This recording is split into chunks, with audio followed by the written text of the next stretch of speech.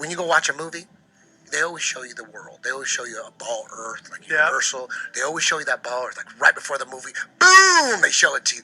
But since Neil deGrasse Tyson came out and said that Earth is actually an oblate spheroid, it's kind of like it's like a ball like this, like a ball that's been smashed like that. He says it's chubbier at the edges. Dude, they're showing oblate spheroids before every movie now. Go to the ArcLight.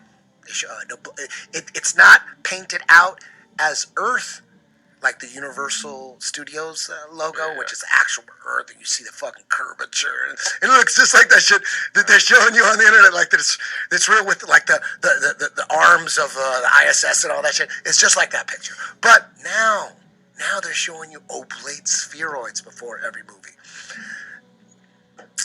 It's crazy, dude. It's crazy. It's a pair. And you gotta play ball to get to those places. Usher in the New World Order. No better way, no faster way than a fake alien invasion. That's what this is all about. I mean, who knows? Maybe all this Trump, Epstein, Q, maybe all that is a distraction from the real truth. And the real truth is what we're on and who made this. Who do you think made it? A god? Some higher intelligence? Some divine intelligence? Because obviously we know the elite, a lot of them, like at the highest levels, they're Satanists. Yeah, for sure. And the elite, the beings at the high level, they have all of the latest technology. They have the knowledge, all the secret knowledge. They know way more than the peasants, for sure. Peasants don't know shit. They know it. So if they know all this shit and they're doing satanic rituals with children and the Vatican's fucking insane and all this Luciferianism and paganism, all this shit, they're doing that, then there has to be a God. There has to be. Why else would they be worshiping the fallen angel? If he didn't fall from nowhere, it doesn't make any sense. Someone had to create us. We didn't come from nothing. Like the Big Bang, people just believe that shit. People don't even know that a priest invented the Big Bang theory. A priest, not a scientist, a priest. Maybe he was a scientist too, but you know what? He was a priest. I think it all comes from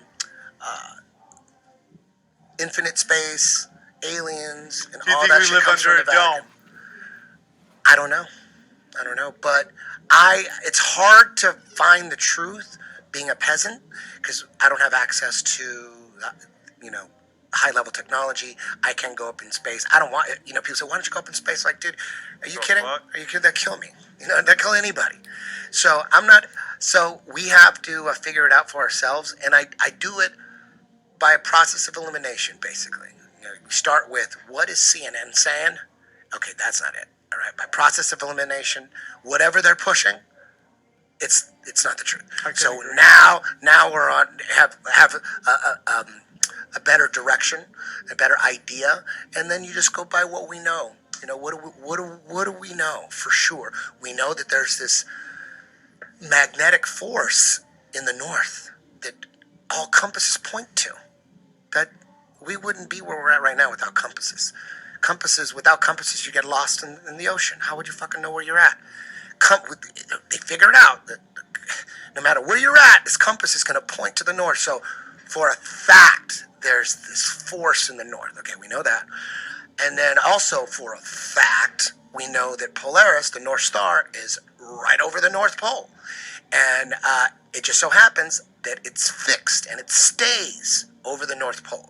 So we know that. And then when you look at time-lapse pictures of space, all the stars are rotating around Polaris. It looks different like in the south a little bit because who knows people say that, the belief that we're in some kind of enclosed system or a dome is retarded, but they still can't explain how there can exist a vacuum of space and then gas pressure without a barrier. Nobody can explain that. How is space an infinite vacuum? It's the opposite of this. We have gas pressure here. You can't have an infinite vacuum and gas pressure without some kind of barrier. It's impossible. And then some people say they're just theorizing. Well, the higher you get, the thinner the air is, so at some point it gets so thin it turns into a vacuum. That's not how vacuums work. You need a barrier. That's a theory. That's bullshit. But there's no scientific lab on Earth where you can show an example of a vacuum next to gas pressure without a barrier. So we know there's like stuff we know for sure.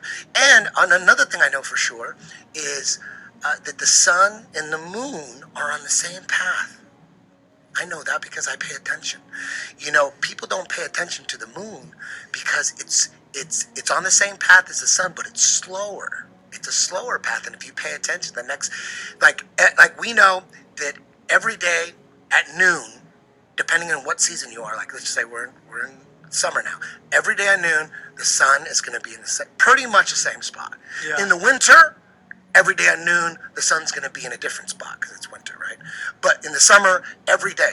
But the moon, although it's on the same path as the sun, rises from the east, sets in the west. It's in the same fucking path.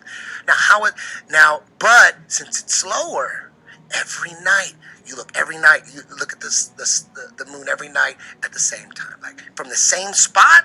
Because it's perspective is tough. Because sometimes you be on the freeway and go, oh look, the moon's over there now. But then when you get home, it's oh wow, why is it over there? It's perspective. So when you're doing your own moon observations, you got to be in this exact same spot to really get an idea of what the moon is doing.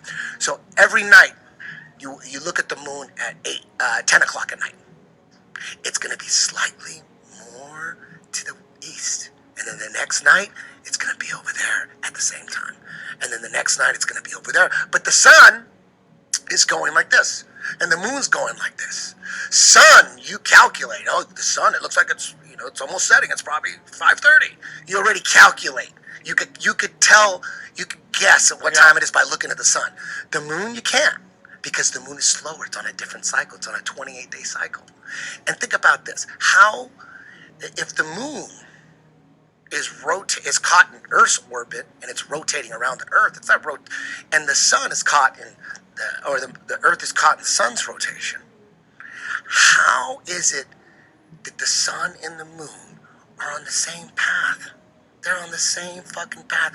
You know the odds of that happening? The moon would be on a whole different path than the sun. It's doing the exact same thing on the sun on the flat Earth model. If a flat Earth model, it's like this, and this is the North Pole right here, and this is it right here, and it's the ice wall. The North in the flat Earth model, the North is the center.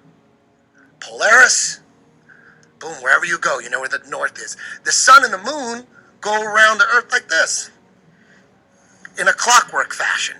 Sun's faster than the moon.